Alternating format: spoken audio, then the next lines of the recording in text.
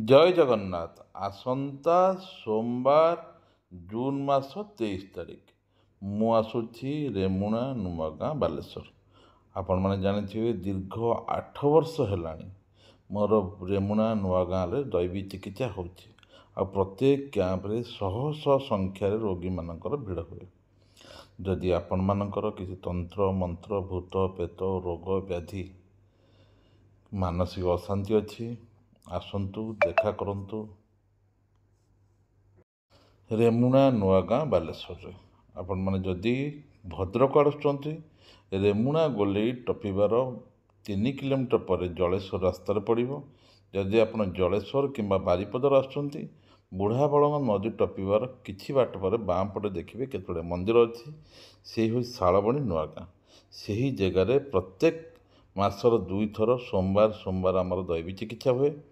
यही मास 23 तारिख आम दैवी चिकित्सा अच्छी। जदि आपण मानकर किसी रोग दुख कष्ट अच्छी कि आप परिवार में कहार देह खराब अच्छी आणतु देखु दैवी चिकित्सार चमत्कार किपरि एठी किसी खाइबार ना पीबार ना पालिबार ना किसी ना ना अच्छी इंजेक्शन ना अच्छी औषध केवल टिके स्पर्श टिके आशीर्वाद असाध्य रोग सब भल होता है। मेडिकल फेरत रोगी मानकर शेष आशा भरोसा होछि आम दैवी चिकित्सा केन्द्र। आपण मैंने जानी कुंभ मेलारे लक्ष लक्ष साधुरे सेठी मु नंबर 1 थी। सेठा मत देखा करने शह शह संख्यार लोक मैंने लाइन में छिड़ा होते। आपण मैंने खाली ओडिशा नुहे इंडिया ने बाहर देश को जाऊँगी सेठार मत रोगी सेवा करा 2011 मसीह निरवच्छिन्न भाव में दीर्घ 15 वर्ष रोगी मान सेवा कर। जदि आपण मानकर किसी रोग दुख कष्ट अच्छे आसतु निज आखिरे दैवी चिकित्सार चमत्कार देखूँ। एठी किसी खाइबार ना पीबार ना पालिबार ना केवल टिके आशीर्वाद टिके स्पर्श असाध्य रोग सब भल होता है। जो रोग गुड़ाकर मेडिकल औषध ना स्पॉन्डिलोसिस हो फ्रोजन शोल्डर हो माइग्रेन हो साइटिका हो आईबीएस हो थायरॉइड हो जटिल रोगर चिकित्सा निमिषे कराए। आंठुगंठी बात हो तंत्र मंत्र हो भूत प्रेतर हो मेंटल डिप्रेशन हो ये जिनस भी चिकित्सा कराए।